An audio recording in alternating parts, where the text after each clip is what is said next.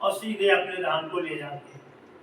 तो ये अपि अन्य देवता भक्ता यजन्ते श्रद्धान्विता ते माम एव कौन्ते यजन्ति अविधि पूर्वक। ये है अर्जुन, जो अन्य देवी देवताओं की भी पूजा करते हैं भक्त, जितनी श्रद्धा पूर्वक अन्य देवी देवताओं की पूजा करते हैं वे मेरी ही पूजा करते हैं। लेकिन वो माध्यम क्या है? क्योंकि वो तत्व अपना ब्रह्म तत्व सब जगह है, राम तत्व सब में है, उन देवी देवताओं में सब जगह वही है। पूरे कोटि कोटि ब्रह्मांड में केवल वही तत्व है, एक ज्योति है, एक तत्व है। तो वो मेरी ही पूजा कर रहा है। अब उनको श्रद्धा के अनुकूल मिलता भी है, उसका फल भी मिलता है। लेकिन कौन? वही राम। वो कह रहे हैं मेरी द्वारा ही वो, जहां आपकी श्रद्धा लगी है वहां से प्राप्त होता है, जितनी श्रद्धा है उतना मिलता है। और यहाँ तो पता नहीं, कोई सीमा नहीं है, असीमित। जो डायरेक्ट मिलेगा तो कहते हैं हे अर्जुन, वे भी मेरी ही पूजा कर रहे हैं, देवी देवताओं की कर रहे हैं तो मेरी ही कर रहे हैं, लेकिन विधि पूर्वक नहीं कर रहे। भगवान ने स्वयं ये गीता में कहा है, भगवान कृष्ण अर्जुन से कि वो ये पूजा तो कर रहे हैं मेरी, लेकिन अलग अलग देवी देवताओं की अगर कर रहे हैं, उनके माध्यम से करते हैं तो ये अविधि पूर्वक पूजा।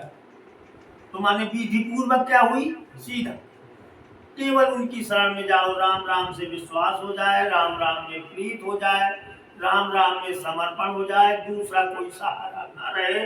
बस इससे बड़ी कोई पूजा नहीं है, और ना कहीं वेद पुराण में है, न कहीं संत बताते हैं। और अगर कहीं चले गए तो आपकी जो भक्ति में परिणाम मिलने वाला है वो कम हो जाए, भटक जाएगा, एक में रहेगा। भाई गीता में भी तो यही कहा गया है कि सब सर्वधर्मान परित्यज्य मामेकम शरणम व्रज। वो कह रहे हैं कि मेरी शरण में केवल आ जा, कहीं और तो नहीं कहे वहां भी चले जाओ, वहां भी चले जाओ, मेरी शरण में आ जाओ। और अब जो है उसके सार को समझने की, जैसे रामायण में कहा जाए, गीता में कहा जाए, तो उसको रटने की जरूरत नहीं है कि अगर पाठ करो, उसको उसके सार को निकाल के अपने जीवन में उतारो। माने उसमें ये कह रहे हैं भगवान की मेरी शरण में आ जा, तो फिर हमें क्या करना है? हमें रट के कहना है कि मेरी शरण में आ जा, मेरी शरण। अगर हम ऐसा रटेंगे तो आप किसको अपनी शरण में बुला रहे हैं? मैंने कहने का मतलब आप उनकी शरण में पहुंच जाओ, ये भाव हमारा बन जाए, हमारी मन आत्मा परमात्मा से जुड़ जाए, ये सार है उसका। लेकिन जो पाठ करते हैं, हम कह रहे कंठस्थ कर लो तो दिन भर रटो, लेकिन उसका सार है कि उसमें कहा गया है कि राम राम की शरण में चले जाओ, तो जो फल सिर्फ शुद्ध राम राम में मिलेगा वो रटने में नहीं मिलेगा कि पाठों को रट करो।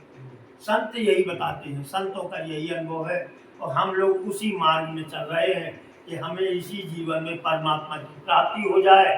तो वही संदेश मिलते हैं हमें, जो करना है, जिस माध्यम से, जिस साधन से और जिस विधि से हमको परमात्मा इसी जन्म में मिल जाएंगे, हमारी गति सुधर जाएगी।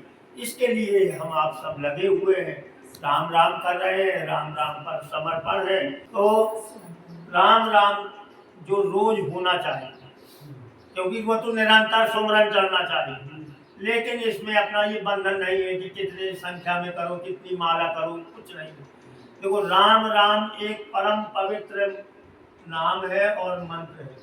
तो जब राम राम राम आपका चलता है तो अंदर से और बाहर से परम पवित्रता आ जाती है। इसमें दिखावटी नहाने धोने से, जल से स्नान करने से कोई मतलब नहीं। चाहे आप एक दिन ना नहाओ, चाहे एक महीने ना नहाओ, चाहे एक साल ना नहाओ, निरंतर राम राम चलता रहे, आप परम पवित्र है, अंदर से और बाहर से है।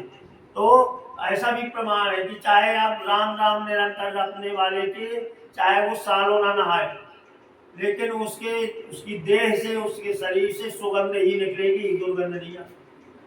तो यहाँ पर जो है कोई ऐसे बंधन नहीं है, न माला का है, न कोई ये है कि नहाने धोने का है। मन आत्मा से राम राम का सुमरन रहे, चाहे जहाँ रहो, जिस काम में लगे रहो। हमारी अंदर की आत्मा का जो डोर है, मन की डोर है, वो राम से लगी रहे कि हम राम के हैं और राम हमारे हैं, और हम हर क्षण हमारे साथ हमारे राम हैं। और ये सत्य है कि जिसका राम राम चलता है एक भरोसे पर, उसके साथ साक्षात राम सदैव रहते हैं, एक पल के लिए अलग नहीं होते। ये है इसमें, इसलिए राम राम रोज चले, ना चलता हो तो चलना चाहिए। राम राम की जय, राम राम की जय।